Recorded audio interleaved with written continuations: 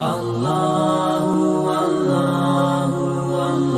اللہ الرحمن الرحیم نحمده ونصلی ونسلم علی رسولہ الکریم اما بعد اللہم صلی علی سیدنا مولانا محمد معدن الجود والکرم وآلہ الکرام وصحبہ العظام وبارک وسلم۔ السلام علیکم ورحمۃ اللہ تعالی وبرکاتہ۔ سامعین کرام، درس سیرت مصطفیٰ کا آج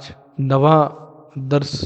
ہوگا انشاءاللہ تعالی۔ پچھلے درس یعنی 8ویں درس میں غار حرا، پہلی وحی اور دعوت اسلام کے 3 دور پر گفتگو ہوئی۔ آج کے درس میں کچھ اہم عناوین پر، عنوانات پر گفتگو کریں گے، جیسا کہ رحمت عالم صلی اللہ علیہ وسلم پر کفار و مشرکین کے ظلم و ستم اور چند شریر کفار کو بھی بتایا جائے گا، اور دیگر جو مسلمانوں پر مظالم ہوئے ہیں کفار و مشرکین کے، ان پر بھی کچھ روشنی ڈالی جائے گی۔ اللہ سبحانہ و تعالی ہم سب کے دل میں یہ شوق بھی پیدا فرمائے کہ ہم تاریخ اسلام اور بالخصوص ہمارے رسول صلی اللہ علیہ وسلم کی سیرت طیبہ کو پڑھیں، اور ساتھ ہی ساتھ دین کی خاطر نبی کریم صلی اللہ علیہ وسلم پر ایمان لانے کے بعد جن مسلمانوں نے مصائب و آلام کا سامنا کیا اور استقامت اختیار کی، تو ان کا تذکرہ بھی ہم کریں گے، ان کے بارے میں بھی جانیں گے۔ تو اس حوالے سے دل میں شوق کا پیدا ہونا ضروری ہے۔ اگر دل میں شوق پیدا نہیں ہوگا تو پھر یہ ہے کہ 5 منٹ بھی کسی کتاب کا مطالعہ کرنا یا درس کو سننا گراں گزرے گا یا بھاری لگے گا۔ اس لیے اللہ تعالیٰ کی بارگاہ میں یہ دعا ہے کہ اللہ تعالیٰ آپ سامعین کے دلوں میں شوق بھی پیدا فرمائے کہ اپنے نبی کی سیرت طیبہ کو جانیں، سیکھیں، اور نبی کریم صلی اللہ علیہ وسلم کی سنتوں پر عمل کی کوشش کریں۔ اللہ تعالیٰ ہم کو اس دین پر ثابت قدم رکھے، اسی پر زندگی اور خاتمہ نصیب فرمائے۔ اللہم صلی علی سیدنا مولانا محمد معدن الجود والکرم وآلہ الکرام وصحبہ العظام وبارک وسلم۔ چنانچہ کفار مکہ خاندان بنو ہاشم کے انتقام اور لڑائی بھڑک اٹھنے کے خوف سے حضور صلی اللہ علیہ وسلم کو قتل تو نہیں کر سکے، لیکن طرح طرح کی تکلیفوں اور ایذا رسانیوں سے آپ پر ظلم و ستم کا پہاڑ توڑنے لگے۔ چنانچہ سب سے پہلے تو حضور صلی اللہ علیہ وسلم کے کاہن، ساحر، شاعر، مجنون ہونے کا ہر کوچہ و بازار میں زوردار پروپیگنڈا کرنے لگے۔ آپ کے پیچھے شریر لڑکوں کا غول لگا دیا، جو راستوں میں آپ پر بھپتیاں کستے، گالیاں دیتے، اور یہ دیوانہ ہے کا شور مچا مچا کر آپ کے اوپر پتھر پھینکتے۔ کبھی کفار مکہ آپ کے راستوں میں کانٹے بچھاتے، کبھی آپ کے جسم مبارک پر نجاست ڈال دیتے، کبھی آپ کو دھکا دیتے، کبھی آپ کی مقدس اور نازک گردن میں چادر کا پھندا ڈال کر گلا گھونٹنے کی کوشش کرتے۔ روایت ہے کہ ایک مرتبہ آپ حرم کعبہ میں نماز پڑھا رہے تھے کہ ایک دم سنگ دل کافر عقبہ بن ابی معیط نے آپ کے گلے میں چادر کا پھندا ڈال کر اس زور سے کھینچا کہ آپ کا دم گھٹنے لگا۔ چنانچہ یہ منظر دیکھ کر حضرت ابو بکر صدیق رضی اللہ عنہ بے قرار ہو کر دوڑ پڑے اور عقبہ بن ابی معیط کو دھکا دے کر دفع کیا، اور یہ کہا کہ کیا تم لوگ ایسے آدمی کو قتل کرتے ہو جو یہ کہتا ہے کہ میرا رب اللہ ہے؟ اس دھکا میں حضرت ابو بکر صدیق رضی اللہ عنہ نے کفار کو مارا بھی اور کفار کی مار بھی کھائی۔ کفار آپ کے معجزات اور روحانی تاثیرات و تصرفات کو دیکھ کر آپ کو سب سے بڑا جادوگر کہتے۔ جب حضور صلی اللہ علیہ وسلم قرآن شریف کی تلاوت فرماتے تو یہ کفار قرآن اور قرآن کو لانے والے جبریل اور قرآن کو نازل فرمانے والے اللہ تعالیٰ کو اور آپ کو گالیاں دیتے، اور گلی کوچوں میں پہرا بٹھا دیتے کہ قرآن کی آواز کسی کے کان میں نہ پڑ پائے، اور تالیاں پیٹ پیٹ کر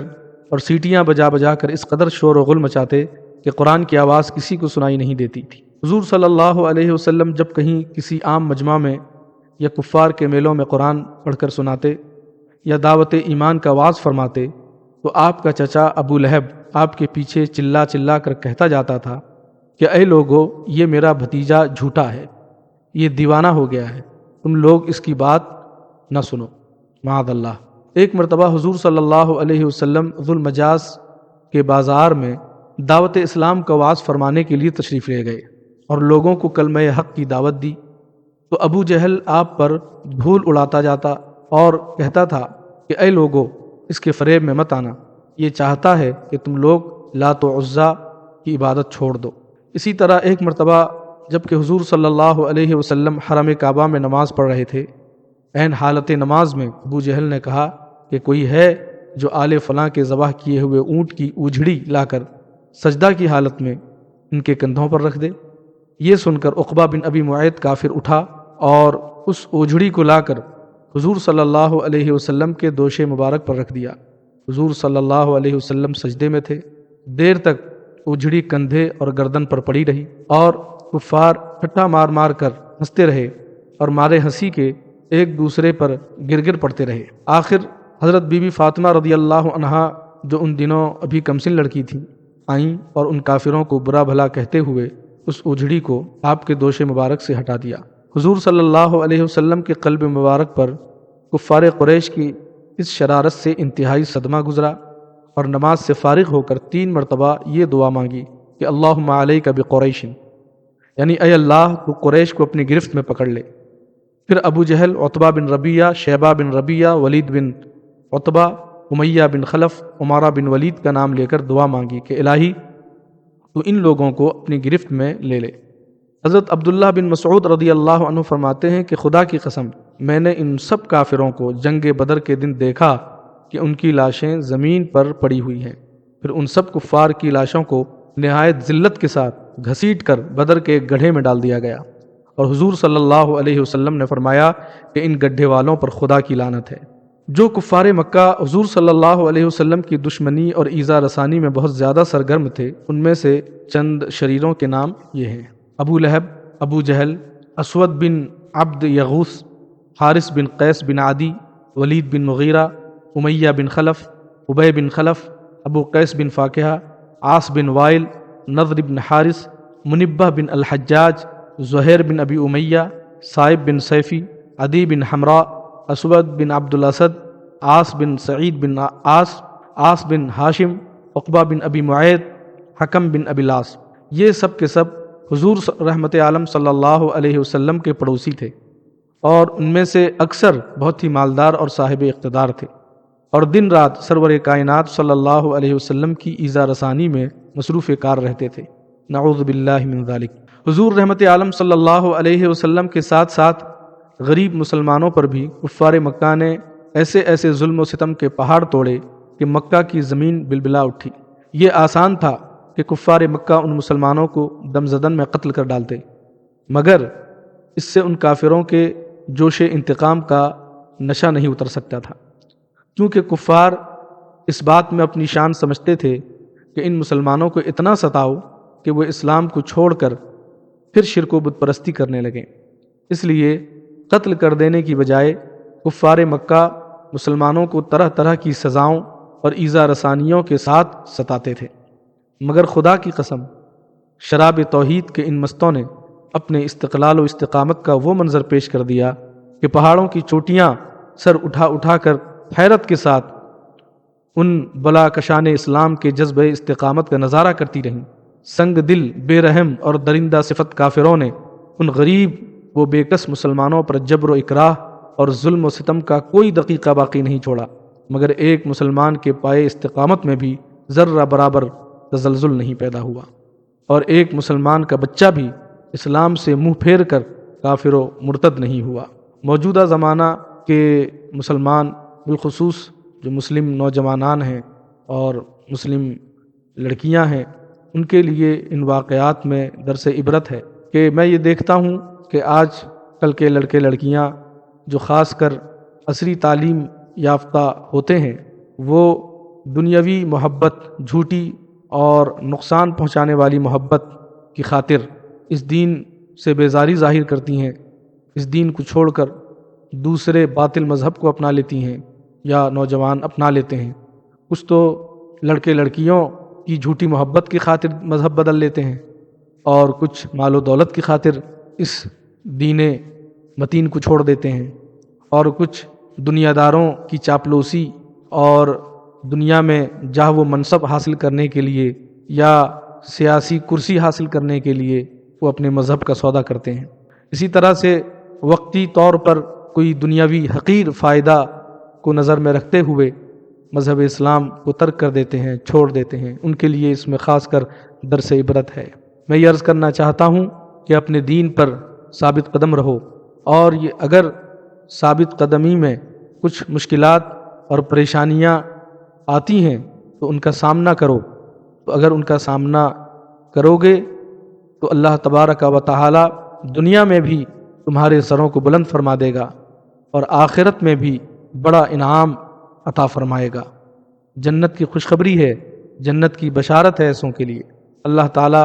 ہمارے نوجوان نسلوں کو بالخصوص اس حقیقت کو سمجھنے کی توفیق عطا فرمائے۔ چنانچہ کفار مکہ نے ان غربا مسلمین پر جور و جفاکاری کے بے پناہ اندوہناک مظالم ڈھائے اور ایسے ایسے روح فرسا اور جاں سوز عذابوں میں مبتلا کیا کہ اگر ان مسلمانوں کی جگہ پہاڑ بھی ہوتا تو شاید ڈگمگانے لگتا۔ صحرائے عرب کی تیز دھوپ میں جبکہ وہاں کی ریت کے ذرات تنور کی طرح گرم ہو جاتے، ان مسلمانوں کی پشت کو کوڑوں کی مار سے زخمی کر کے اس جلتی ہوئی ریت پر پیٹھ کے بل لٹاتے اور سینوں پر اتنا بھاری پتھر رکھ دیتے کہ وہ کروٹ بدلنے نہ پائیں۔ لوہے کو آگ میں گرم کر کے اس سے ان مسلمانوں کو داغتے، پانی میں اس قدر ڈبکیاں دیتے کہ ان کا دم گھٹنے لگتا، چٹائیوں میں ان مسلمانوں کو لپیٹ کر ان کی ناکوں میں دھواں دیتے جس سے سانس لینا مشکل ہو جاتا اور وہ کرب و بے چینی سے بدحواس ہو جاتے۔ حضرت خباب بن الارت رضی اللہ عنہ یہ اس زمانے میں اسلام لائے جب حضور صلی اللہ علیہ وسلم حضرت ارقم بن ارقم رضی اللہ عنہ کے گھر میں مقیم تھے اور صرف چند ہی آدمی مسلمان ہوئے تھے۔ قریش نے ان کو بے حد ستایا، یہاں تک کہ کوئلے کے انگاروں پر ان کو چت لٹایا اور ایک شخص ان کے سینے پر پاؤں رکھ کر کھڑا رہا، یہاں تک کہ ان کی پیٹھ کی چربی اور رطوبت سے کوئلے بجھ گئے۔ برسوں کے بعد حضرت خباب رضی اللہ عنہ نے یہ واقعہ حضرت امیر المومنین عمر رضی اللہ عنہ کے سامنے بیان کیا تو اپنی پیٹھ کھول کر دکھائی، پوری پیٹھ پر سفید سفید داغ دھبے پڑے ہوئے تھے۔ اس عبرت ناک منظر کو دیکھ کر حضرت عمر رضی اللہ عنہ کا دل بھر آیا اور وہ رو پڑے۔ حضرت بلال رضی اللہ عنہ جو امیہ بن خلف کافر کے غلام تھے، ان کی گردن میں رسی باندھ کر کوچہ و بازار میں ان کو گھسیٹا جاتا تھا، ان کی پیٹھ پر لاٹھیاں برسائی جاتی تھیں اور ٹھیک دوپہر کے وقت تیز دھوپ میں گرم گرم ریت پر ان کو لٹا کر اتنا بھاری پتھر ان کی چھاتی پر رکھ دیا جاتا تھا کہ ان کی زبان باہر نکل آتی تھی۔ امیہ کافر کہتا تھا کہ اسلام سے باز آ جاؤ ورنہ اسی طرح گھٹ گھٹ کر مر جاؤ گے، مگر اس حال میں بھی حضرت بلال رضی اللہ عنہ کی پیشانی پر بل نہیں آتا تھا، بلکہ زور زور سے احد احد کا نعرہ لگاتے تھے اور بلند آواز سے کہتے تھے کہ خدا ایک ہے، خدا ایک ہے۔ حضرت عمار بن یاسر رضی اللہ عنہ کو گرم گرم بالو پر چت لٹا کر کفار قریش اس قدر مارتے تھے کہ یہ بے ہوش ہو جاتے تھے۔ ان کی والدہ حضرت بی بی سمیہ رضی اللہ عنہا کو اسلام لانے کی بنا پر ابو جہل نے ان کی ناف کے نیچے ایسا نیزہ مارا کہ یہ شہید ہو گئیں۔ حضرت عمار رضی اللہ عنہ کے والد حضرت یاسر رضی اللہ عنہ بھی کفار کی مار کھاتے کھاتے شہید ہو گئے۔ حضرت صہیب رومی رضی اللہ عنہ کو کفار مکہ اس قدر طرح طرح کی اذیت دیتے اور ایسی ایسی مار دھاڑ کرتے کہ یہ گھنٹوں بے ہوش رہتے۔ جب یہ ہجرت کرنے لگے تو کفار مکہ نے کہا کہ تم اپنا سارا مال و سامان یہاں چھوڑ کر مدینہ جا سکتے ہو۔ آپ خوشی خوشی دنیا کی دولت پر لات مار کر اپنی متاع ایمان کو ساتھ لے کر مدینہ چلے گئے۔ حضرات گرامی سامعین کرام، اس میں خاص کر جو صلح کلی طبیعت کے ہیں ان کے لیے سیکھ ہے، ہدایت ہے، عبرت ہے، جو تمام باطل مذاہب کے پیروکاروں کو خوش کرنے کی کوشش میں یا ان کی واہواہی پانے کے لیے یا حقیر دنیا کی دولت کو حاصل کرنے کے لیے ان کو قبول کر لیتے ہیں، اور خدا و رسول اور مذہب اسلام کی جو دشمنی ان کے دلوں میں ہے، ان دشمنیوں سے انہیں کوئی فرق نہیں پڑتا، انہیں کوئی پرواہ نہیں، بلکہ خوشی خوشی یہ ان کے ساتھ میں رشتہ داری قائم کرتے ہیں، ان گھروں کی بچیوں کو اپنے گھر بیاہ کر لاتے ہیں یا اپنے گھر کی بچیوں کو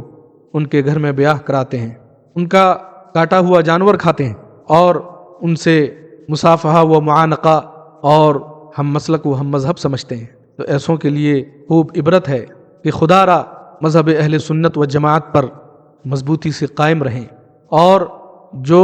مذہب حق اہل سنت و جماعت اور صحیح معنوں میں جو دین اسلام پر قائم ہے، اور بالخصوص ہمارے ملک اور آس پاس کے ملکوں میں مذہب اہل سنت و جماعت کی پہچان مسلک اعلیٰ حضرت ہے، یعنی ان کی پاکیزہ تعلیمات ہیں، اور ان کی پاکیزہ تعلیمات ہی اہل سنت و جماعت ہیں۔ امام اہل سنت اعلیٰ حضرت رضی اللہ تعالی عنہ کی تعلیمات وہی ہیں جو اہل سنت و جماعت کی تعلیمات ہیں، جو اصل میں صراط مستقیم کی تعلیمات ہیں، ان سے دور نہ ہوں۔ اس میں آپ کے دین و ایمان کی حفاظت ہے۔ اللہ تبارک و تعالی ہمیں دین پر استقامت بخشے اور صلح کلیوں سے دور رکھے اللہ تبارک و تعالی ہمیں۔ چنانچہ حضرت ابو فقیہ رضی اللہ عنہ صفوان بن امیہ کافر کے غلام تھے، اور حضرت بلال رضی اللہ عنہ کے ساتھ ہی مسلمان ہوئے تھے۔ جب صفوان کو ان کے اسلام کا پتہ چلا تو اس نے ان کے گلے میں رسی کا پھندا ڈال کر ان کو گھسیٹا، اور گرم جلتی ہوئی زمین پر ان کو چت لٹا کر سینے پر وزنی پتھر رکھ دیا۔ جب ان کو کفار گھسیٹ کر لے جا رہے تھے، راستے میں اتفاق سے ایک گبریلا نظر پڑا۔ امیہ کافر نے تانا مارتے ہوئے کہا کہ دیکھ، تیرا خدا یہی تو نہیں ہے؟ ابو فقیہ نے فرمایا کہ اے کافر کے بچے خاموش، میرا اور تیرا خدا اللہ ہے۔ یہ سن کر امیہ کافر غضبناک ہو گیا اور اس زور سے ان کا گلا گھونٹا کہ وہ بے ہوش ہو گئے، اور لوگوں نے سمجھا کہ ان کا دم نکل گیا۔ گبریلا یہ گوبر میں پائے جانے والے کیڑے کو کہتے ہیں۔ اسی طرح حضرت عامر بن فہیرہ رضی اللہ عنہ کو بھی اس قدر مارا جاتا تھا کہ ان کے جسم کی بوٹی بوٹی دردمند ہو جاتی تھی۔ حضرت بی بی لبینہ رضی اللہ عنہا جو لونڈی تھی، حضرت عمر رضی اللہ عنہ جب کفر کی حالت میں تھے، اس غریب لونڈی کو اس قدر مارتے تھے کہ مارتے مارتے تھک جاتے تھے، مگر حضرت لبینہ رضی اللہ عنہا اف نہیں کرتی تھی، بلکہ نہایت جرأت و استقلال کے ساتھ کہتی تھی کہ اے عمر، اگر تم خدا کے سچے رسول پر ایمان نہیں لاؤ گے تو خدا تم سے ضرور اس کا انتقام لے گا۔ حضرت ذنیرہ رضی اللہ عنہا حضرت عمر رضی اللہ عنہ کے گھرانے کی باندی تھی۔ یہ مسلمان ہو گئیں تو ان کو اس قدر کافروں نے مارا کہ ان کی آنکھیں جاتی رہیں، مگر خداوند تعالیٰ نے حضور اقدس صلی اللہ علیہ وسلم کی دعا سے پھر ان کی آنکھوں میں روشنی عطا فرما دی۔ تو مشرکین کہنے لگے کہ یہ محمد صلی اللہ علیہ وسلم کے جادو کا اثر ہے، حالانکہ نبی کریم صلی اللہ علیہ وسلم کی شان تو یہ ہے کہ جہاں بانی عطا کر دیں، بھری جنت ہبا کر دیں، نبی مختار کل ہیں، جس کو جو چاہیں عطا کر دیں۔ اسی طرح حضرت بی بی نہدیہ اور حضرت بی بی ام عبیس رضی اللہ عنہما بھی باندیاں تھیں۔ اسلام لانے کے بعد کفار مکہ نے ان دونوں کو طرح طرح کی تکلیفیں دے کر بے پناہ اذیتیں دیں، مگر یہ اللہ والیاں صبر و شکر کے ساتھ ان بڑی بڑی مصیبتوں کو جھیلتی رہیں، مگر اسلام سے ان کے قدم نہیں ڈگمگائے۔ حضرت یار غار مصطفیٰ ابو بکر صدیق باصفا رضی اللہ عنہ نے کس طرح اسلام پر اپنی دولت نثار کی، اس کی ایک جھلک یہ ہے کہ آپ نے ان غریب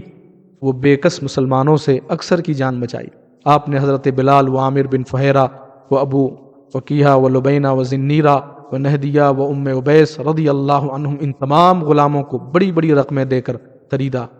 اور سب کو آزاد کر دیا، اور ان مظلوموں کو کافروں کی ایذاؤں سے بچا لیا۔ حضرت ابو ذر غفاری رضی اللہ عنہ جب دامن اسلام میں آئے تو مکہ میں ایک مسافر کی حیثیت سے کئی دن تک حرم کعبہ میں رہے۔ یہ روزانہ زور زور سے چلا چلا کر اپنے اسلام کا اعلان کرتے تھے، اور روزانہ کفار قریش ان کو اس قدر مارتے تھے کہ یہ لہو لہان ہو جاتے تھے، اور ان دنوں میں آب زمزم کے سوا ان کو کچھ بھی کھانے پینے کو نہیں ملا۔ واضح رہے کہ کفار مکہ کا یہ سلوک صرف غریبوں اور غلاموں ہی تک محدود نہیں تھا، بلکہ اسلام لانے کے جرم میں بڑے بڑے مالداروں اور رئیسوں کو بھی ان ظالموں نے نہیں بخشا۔ حضرت ابو بکر صدیق رضی اللہ عنہ جو شہر مکہ کے ایک متمول یعنی مالدار اور ممتاز معززین میں سے تھے، مگر ان کو بھی حرم کعبہ میں کفار قریش نے اس قدر مارا کہ ان کا سر خون سے لت پت ہو گیا۔ اسی طرح حضرت عثمان غنی رضی اللہ عنہ جو نہایت مالدار اور صاحب اقتدار تھے، جب یہ مسلمان ہوئے تو غیروں نے نہیں بلکہ خود ان کے چچا ان کو رسیوں میں جکڑ کر خوب مارا۔ حضرت زبیر بن العوام رضی اللہ عنہ بڑے رعب اور دبدبے کے آدمی تھے، مگر انہوں نے جب اسلام قبول کیا تو ان کے چچا ان کو چٹائی میں لپیٹ کر ان کی ناک میں دھواں دیتے تھے، جس سے ان کا دم گھٹنے لگتا تھا۔ حضرت عمر رضی اللہ عنہ کے چچا زاد بھائی اور بہنوئی حضرت سعید بن زید رضی اللہ عنہ کتنے جاہ و اعزاز والے رئیس تھے، مگر جب ان کے اسلام کا حضرت عمر رضی اللہ عنہ کو پتہ چلا تو ان کو رسی میں باندھ کر مارا، اور ساتھ ہی حضرت عمر رضی اللہ عنہ نے اپنی بہن حضرت بی بی فاطمہ بنت الخطاب کو بھی اس زور سے تھپڑ مارا کہ ان کے کان کے آویزے گر پڑے اور چہرے پر خون بہہ نکلا۔ ان جانثاروں نے گویا کہ یہ پیغام دیا زمانے والوں کو کہ نبی سے جو ہو بیگانہ اسے دل سے جدا کر دیں، پدر مادر برادر مال و جاں ان پر فدا کر دیں۔ اللہ رب العزت ہم سب کو نبی کریم صلی اللہ علیہ وسلم سے سچی محبت کرنے والا بنائے، دین پر مضبوطی سے قائم رہنے کی توفیق بخشے، اور اسی دین پر رہتے ہوئے اللہ تعالی ہمیں موت نصیب فرمائے، سنت مصطفیٰ پر عمل کرنے والا بنائے، نماز روزوں تمام فرائض و واجبات و سنن کو ان کے وقتوں پر ادا کرنے کی توفیق عطا فرمائے، اور زمانے والوں کو ہم یہ پیغام دیں، یہ پیغام پہنچائیں کہ کی محمد سے وفا تو نے تو ہم تیرے ہیں، یہ جہاں چیز ہے کیا لوح و قلم تیرے ہیں۔ وآخر دعوانا ان الحمد للہ رب العالمین۔